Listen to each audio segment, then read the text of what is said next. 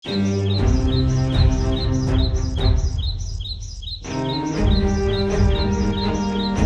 भगवान, आज भी सवेरे से शाम हो गई पर मेरे जाल में एक भी मछली नहीं फंसी।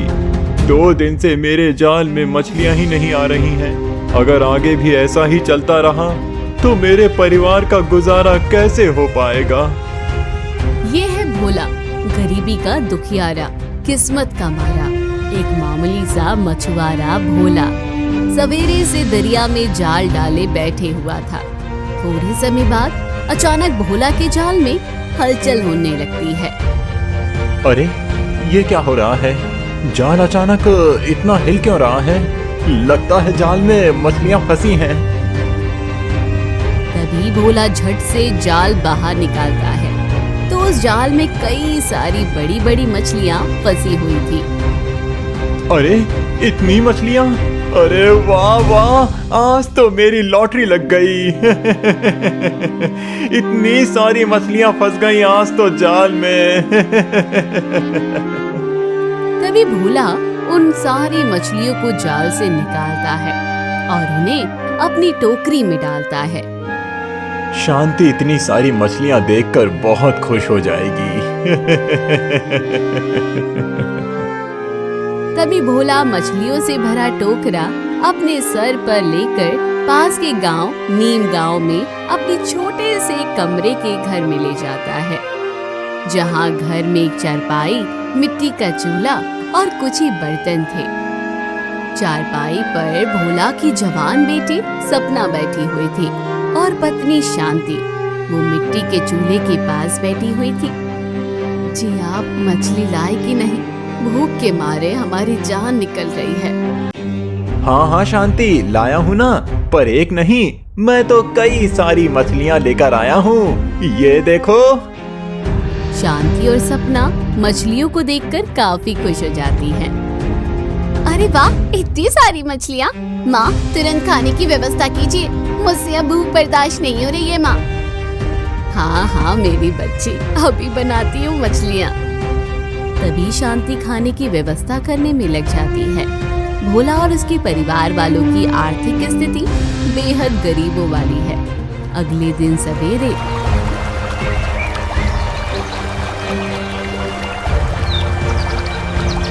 भोला और सब घर में थे। शांति, बड़े दिनों के बाद मेरे हाथ इतनी सारी मछलियाँ आई हैं। मैं इन मछलियों को बाजार में जाकर बेच आता हूँ। जी, घर में अन्न का एक दाना भी नहीं है, सारा राशन खत्म हो चुका है। शाम को आते आते आप थोड़ा सा राशन ले आइएगा। ठीक है शांति, बस आज सारी मछलियाँ बिक जाएं मेरी। तभी भोला मछलियों से भरा टोकरा लेकर गांव के बाजार में जाता है और एक स्थान पर मछलियाँ लेकर बैठ जाता है। आसपास कुछ और मछुआरों की दुकान थी। तभी एक मछुआरा दीपेश भोला के पास की मछलियाँ देखता है। ये क्या? इस गरीब भोला के पास इतनी सारी मछलियाँ कहाँ से आईं? इसके पास तो हमेशा 1-2 मछलियाँ ही होती थीं। अब शाम तक बाजार में बैठने पर भोला के पास की कुछ मछलियाँ बिक जाती हैं। सारे दिन में केवल 300 रुपए की ही कमाई हो पाई मेरी। अब इतने कम पैसों में राशन कैसे लाऊं?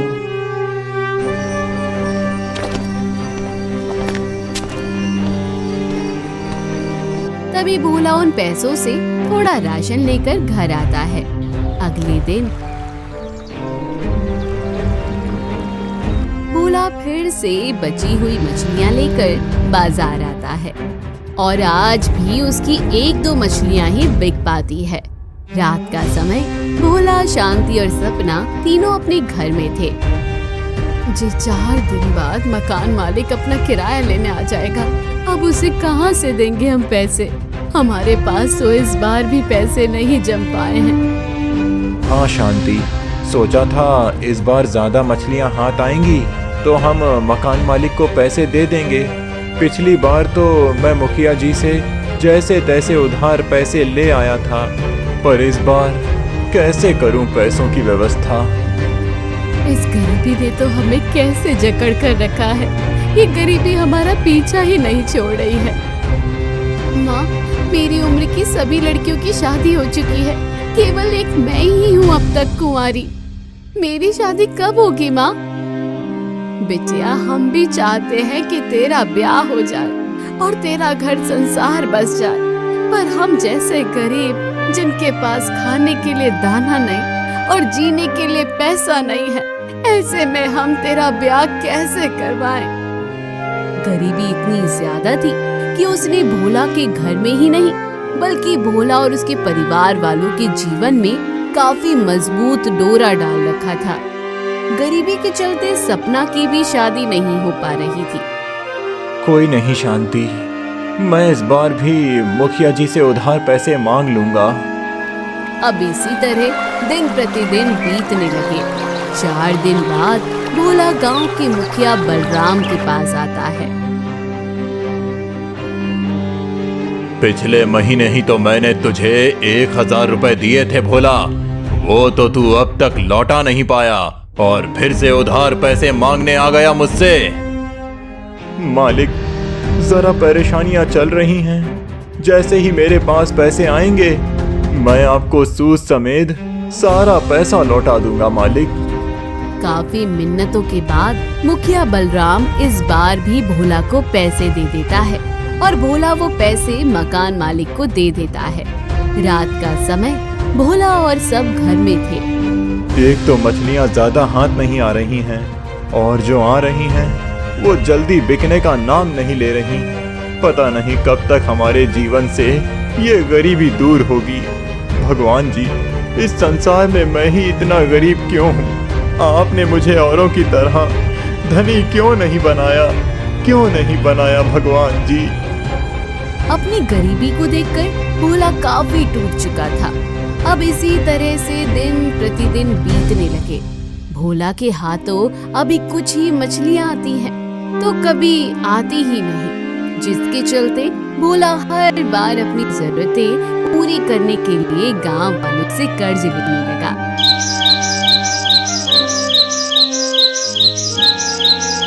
कुछ महीनों बाद एक शाम भोला और सब घर में थे, तभी मकान मालिक हरिया वहां आ जाता है।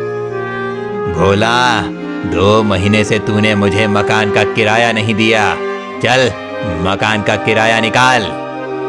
मालिक, हमें थोड़ी और मोहलत दे दीजिए हमारे जीवन में। शांति अपने जीवन का सारा चिकना चौका हरिया को सुना देती है।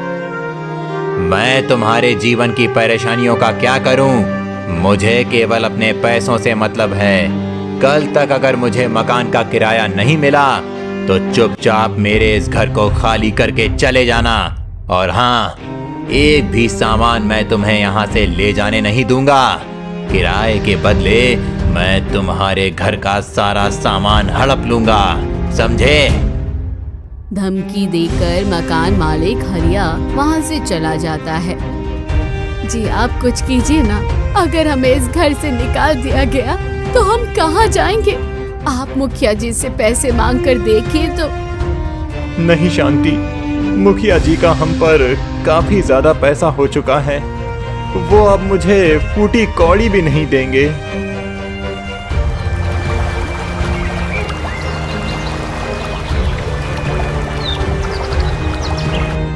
थोड़ी समय बाद गांव का मुखिया बलराम अपने 2 आदमियों के साथ भोला के घर पर जाता है। भोला के बच्चे, चल मेरा पैसा निकाल।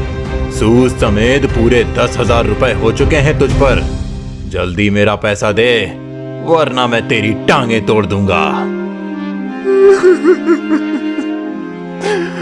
मालिक, मुझ गरीब पर रहम कीजिए। मेरे घर में अन्न का एक दाना तक नहीं है।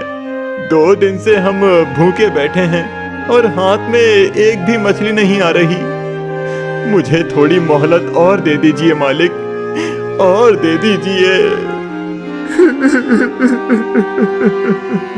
मालिक। तीनों बलराम के सामने झोली फैलाए उससे रहम की भीख मांग रहे थे। ये सब ड्रामेबाजी मेरे सामने मत दिखा भोला। अगर कल तक मुझे मेरा पैसा नहीं मिला तो मैं तुझे जान से मार दूंगा। तेरी पत्नी और बेटी को बेचकर अपना पैसा वसूल करूंगा, समझा? धमकी देकर बलराम भी वहाँ से चला जाता है। ये सुनकर शांति और सपना फूट फूट कर रोने लगते हैं। बस भगवान जी, बस और कितनी कठिन परीक्षा लोगे आप हम गरीबों की। अब हम थक चुके हैं भगवान जी, हमारी सहायता कीजिए भगवान जी, हमारी सहायता कीजिए। ये सब क्या हो गया? अब मैं क्या करूं? क्या करूं मैं? कर्जदारों की धमकियों को याद करके भोला रात भर सो नहीं पाता।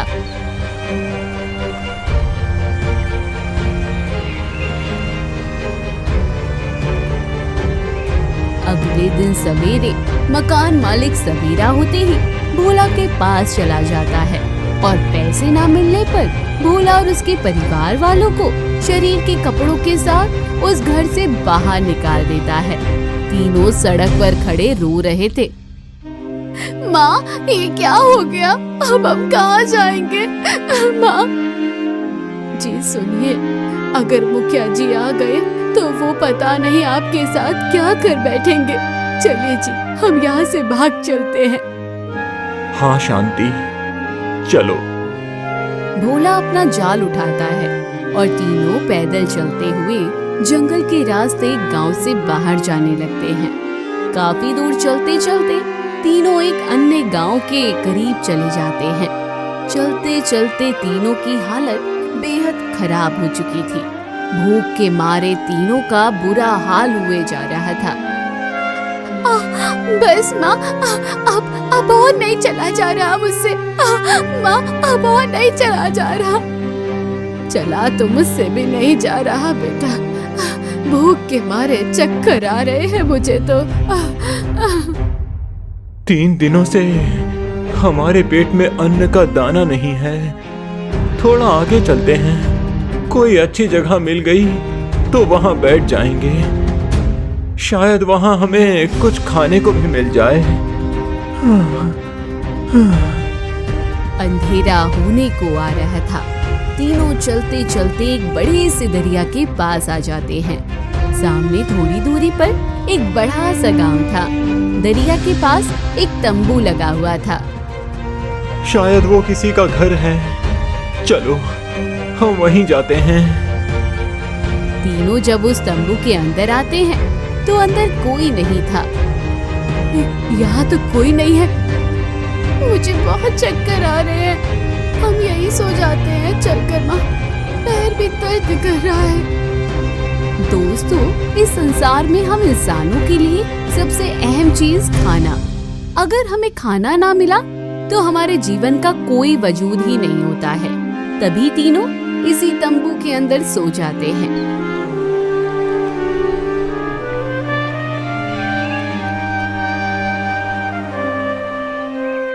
अगले दिन सवेरे भोला जब नींद से जागता है तो सपना और शांति सोए हुए होते हैं।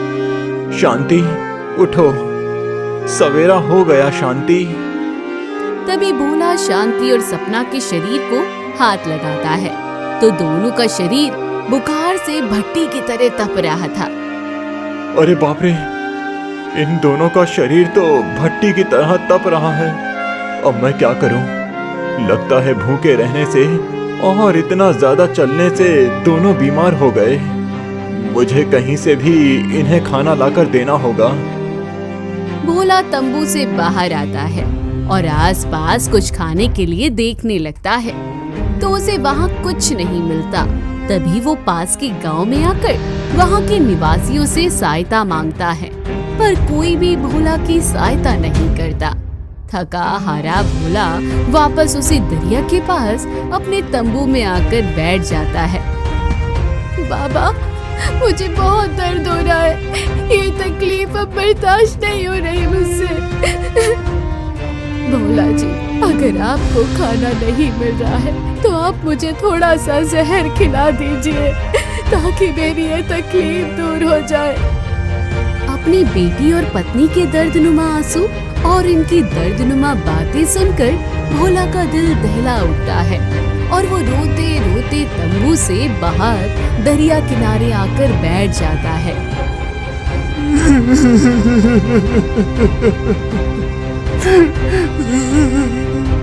ये क्या दिन आ गए भगवान जी, क्या दिन आ गए।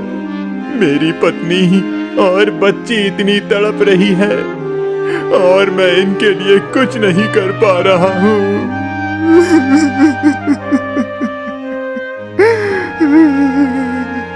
तभी भोला को दरिया के अंदर पानी में एक मछली उछलती हुई दिखाई देती है।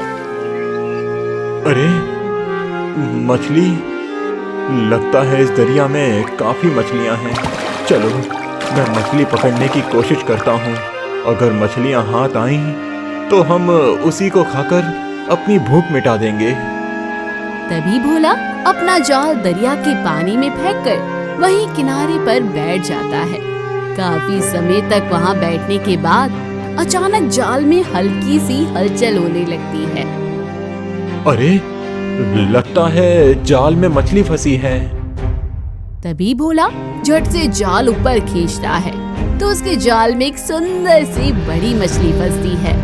ये मछली आम मछलियों के मुकाबले काफी अलग थी।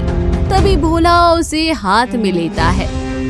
अरे ये मछली तो कितनी सुंदर है। ऐसी मछली तो मैंने आज तक नहीं देखी।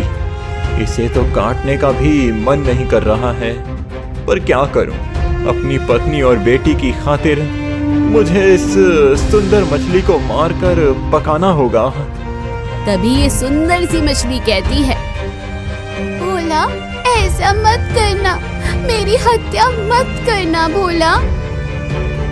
मुझे क्षमा कर दो प्यारी मछली, मैं भी तुम्हें मारना नहीं चाहता, पर क्या करूं, मैं मजबूर हूँ प्यारी मछली, बहुत मजबूर।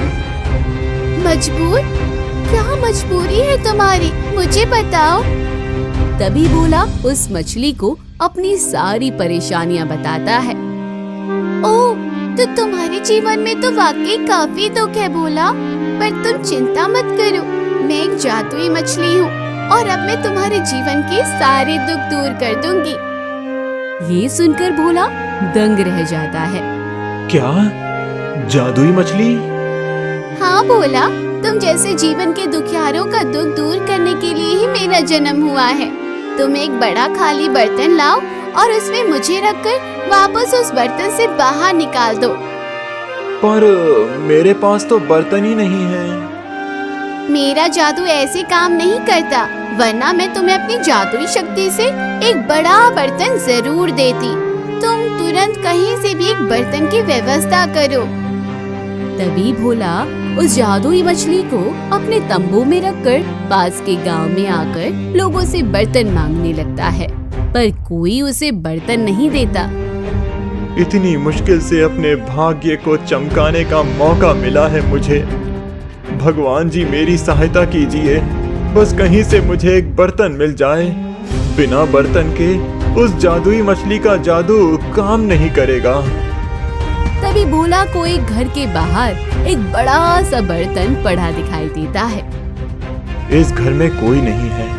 भगवान जी मुझे क्षमा कर दीजिएगा कि मैं चोरी करने जा रहा हूँ, पर जैसे ही मेरा काम हो जाएगा मैं इस बर्तन को वापस इसी घर के बाहर लाकर रख दूंगा। तभी भोला उस खाली बर्तन को उठाता है और उसे लेकर दरिया के पास आता है। तभी वो उस जादुई मछली को उस खाली बर्तन में रखता है और जैसे ही उस जादुई मछली को बर्तन से बाहर निकालता है तो इस बड़े से बर्तन में कई सारी बड़ी बड़ी मछलियाँ अपने आप आ जाती हैं। ये चमत्कार देखकर भोला की आंखें फटी की फटी रह जाती है। अरे इस खाली बर्तन में अचानक इतनी सारी बड़ी बड़ी मछलियाँ कहाँ से आ गईं? भोला, ये मछलियाँ मेरे जादू से आई हैं। अब तुम इन मछलियों को बेचो और जब ये सारी मछलियाँ बिक जाएगी तो फिर से तुम मुझे इस बर्तन में डालना और फिर से इस बर्तन में कई सारी मछलियाँ आ जाएंगी। तभी भोला उन मछलियों को गांव में लेकर आता है तो इन मछलियों की चमक और इनकी ताजगी देखकर लोग हाथों हाथ भोला से सारी मछलियाँ खरीदने लगते हैं और कुछ ही मिनटों में भोला की सारी मछलियाँ बिक जाती हैं। भगवान जी, आपका बहुत बहुत धन्यवाद। आज बरसों बाद मेरे पास इतने सारे पैसे आए हैं। चलो अब तुरंत इन पैसों से शांति और सपना के लिए कुछ खाने को ले आता हूँ और दोनों के लिए दवाइयाँ भी ले लेता हूँ। तभी भोला दवाई और खाना लेकर अपने परिवार के पास जाता है। अब इसी तरह दिन प्रतिदिन बीतने लगे। उसके पास बड़ा घर, एक बड़ी दुकान, ये सब आ चुका था। एक शाम भोला अपने घर में था। जादुई मछली, मैं तुम्हारा धन्यवाद कैसे करूं? तुम नहीं जानती तुमने मेरे ऊपर कितना बड़ा उपकार किया है। भोला, ये तो मेरा फर्ज था। अब तुम्हारे जीवन से सारी गरीबी दूर हो चुकी है और देखना, मैं जीवन भर तुम्हें गरीब नहीं होने दूंगी। जादुई मछली, मुझे मेरे भाग्य का सब कुछ तुमने दिया है। अब मुझे और कुछ नहीं चाहिए। इतना धन मेरे लिए बहुत है। अब तुम मेरी तरह किसी और गरीब मजदूर की सहायता कर दो ताकि उसका भी भाग्य बदल जाए। तुम्हारी यही अदा मुझे बहुत अच्छी लगती है भोला। तुम बहुत ही नेक दिल और साफ मन के व्यक्ति हो। तुम्हारे अंदर जरा सा भी लालच नहीं है। मैं तुम्हारी ये बात जरूर मानूंगी। पर हाँ, अगर जीवन में कभी भी तुम कमजोर हो जाओ तो एक बार दिल से मुझे याद कर लेना। मैं तुरंत ही तुम्हारी सहायता करने चली आऊंगी। तभी जादुई मछली वहाँ से गायब हो जाती है और उसके बाद भोला, शांति और सपना ये तीनों अमीर बनकर खुशी खुशी ऐशो आराम के साथ अपना आगे का जीवन बिताने लगते हैं।